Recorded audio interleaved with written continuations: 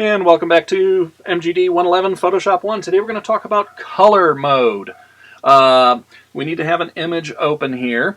And what we need to understand about color mode is we have to process our files certain ways in order for them to work properly for whatever we're doing, whether it's for print or for online use or for some sort of video use or whatever. And so we need to be aware of how these things work. Right now, you'll see that I have this picture open. It has the name of the picture, sled.jpg. We'll concern ourselves with what that JPG stands for. At 66.7%, that's just showing us the size that we're looking at it here. And then it says RGB. Well, what is RGB? It stands for red, green, blue. Now, if you stick your face real close to your monitor or a television set, you'll notice that everything's made out of red, green, and blue dots. That is how video color works.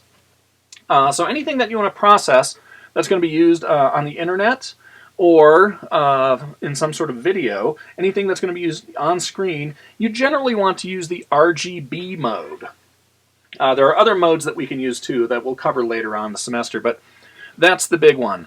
Now, if we are using this for print, if we want to use this in a book or a magazine or a brochure or something, we need to switch to a different color mode. So we go to Image, Mode, so it doesn't say color mode, it just says mode. So Image, Mode, and it gives us a list of selections here. We're going to switch to CMYK color. And it might give you this warning about you're about to convert processes. Click OK. The don't show again. Every time I click that, it still shows it.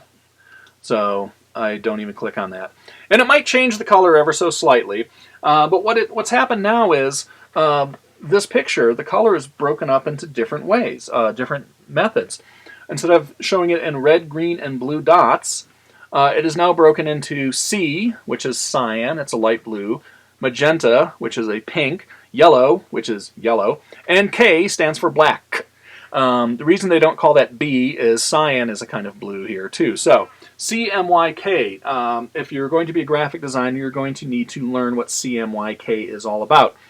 But basically, it's what we call the four-color process. If you look at a newspaper or magazine, again, look at that real close, you'll see the images are all made up of four colors of dots. So if we try to use an RGB image in a brochure, it's not going to print properly. If we try to use a CMYK image on a website, it will not show up properly. We need to make sure that we use the correct color modes.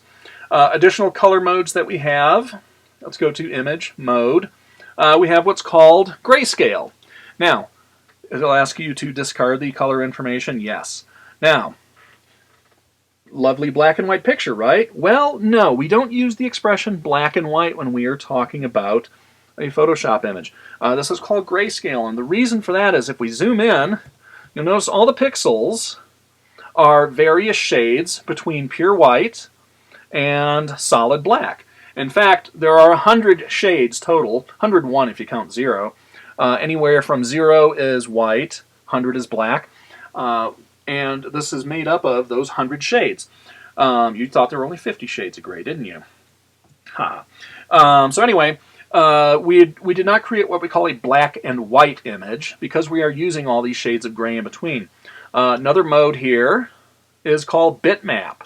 And if we click on that, you'll see that it did something kind of funky. What did it do? Well, it converted everything to, whoo, that hurts the eyes, doesn't it? Everything is now, in fact, black or white. There is no shades of gray in between. It's attempting to make gray out of these other things. Now, it looks kind of weird on a photograph, but a lot of times, I'm a cartoonist, by the way. If I am drawing cartoon artwork, I will usually scan it in bitmap so that I just have black pixels and white pixels. I don't have any fuzzy gray in there. So anyway, those are the main color modes that we want to use. There are additional ones in here too. Index color, we'll explain that one later on this semester, but just be aware that when you are working on a project, you must have the correct color mode or it will not work. When we're doing a project for this class, I will have you convert your photos to a particular mode, and if you don't do it correctly, it will count against you. So, let's stop there and we'll talk about some additional information you need to know.